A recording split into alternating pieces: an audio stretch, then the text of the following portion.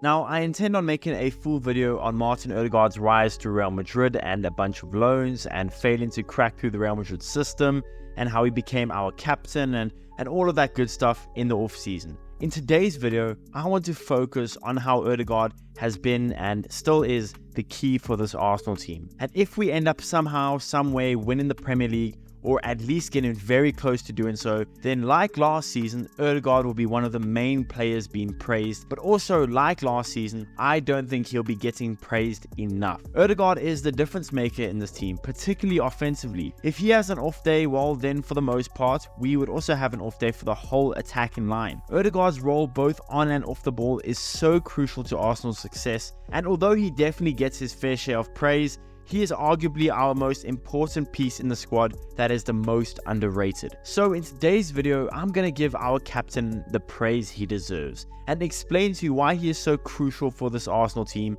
and if we win the Premier League, well then he should be one of the main players getting the praise. So what's going on everyone, you are listening to Gunner Central here. I hope you're all doing well. Please be sure to like the video, subscribe if you haven't already, and let's get into it. Now, before we get into his most talked about area of his game, that is his playmaking, I want to start on a lesser spoken about thing, but arguably as important as the work he does in the final third. The first area I want to talk about is probably his most slept on area, but that is his defensive work and just how effective he is. The number 10 role in football used to kind of be this luxury player that was superb on the ball, could change the team offensively, but carried nothing defensively.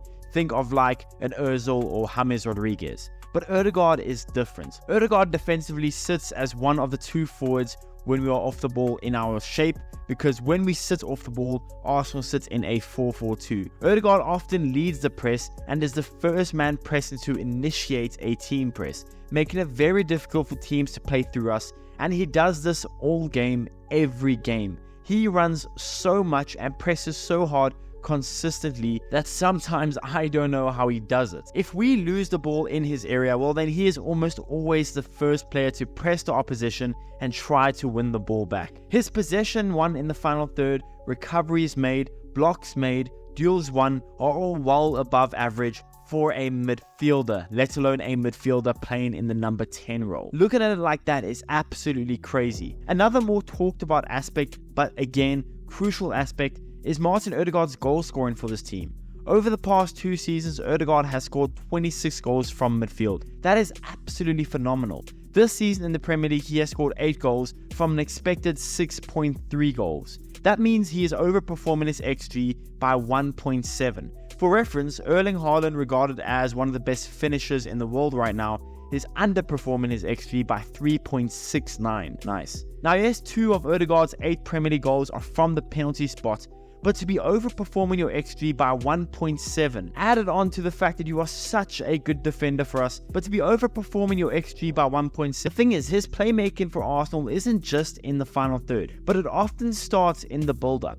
Often dropping deep when we play out from the back to turn and play the ball forward to Ben White, who might be making a run, to Bukayo Saka, to Havertz to get the ball to his feet. That is such a crucial aspect when he drops deep to help the CDM, whether it be Declan Rice, whether it be Jorginho, whether it be Thomas Partey, to help the CDM and bring the ball up, whether it's dribbling it, whether it's passing it, whatever it is. That is such an underrated aspect of Martin Odegaard's playmaking ability. Now, he isn't perfect. His long balls aren't amazing. He has a 50-ish% success rate on his long balls. But outside of that, passing-wise, he is as good as they come. And honestly, I can right now, in my mind, only see Kevin De Bruyne as a clear-cut better passer than Martin Odegaard. That is such a huge compliment to the 25-year-old Norwegian. And in the final third, Martin Odegaard's numbers actually don't do him the justice that he deserves. I mean, in the past 2 seasons, he only has 16 assists. I say only like it's a small number, but for the amount of work he does, the amount of impact he has on our final third success, to only have 16 assists is actually surprisingly low for Martin. Off the eye test, it is clear for everyone to see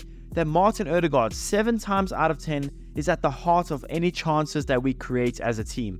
Between his crosses from the edge of the area, small intricate passes that just tear up a defense, to his needle eye, defend splitting passes that only he could see and only he could do. Ødegaard is the central hub to everything we do in the final third. And the last aspect I'm going to talk about in this video is Martin Odegaard's leadership. Now, he is our captain for a reason. Yes, he might not be the most vocal player in the world, but the example he sets for the rest of the team is exactly why he is our captain. From him leading the press, to creating for others, to shouting when he needs to riling up the fans, to not being in any controversy off the pitch, to captaining his country. I mean, I think it's pretty clear for all of us to see why he is the captain of Arsenal. The amount of development we have seen from Ødegaard during his time at Arsenal under Mikel Arteta is monumental, and both Mikel and both Ødegaard need their praise for that. The now 25-year-old Norwegian captain arrived at Arsenal as a young 22-year-old player struggling to break into a Madrid midfield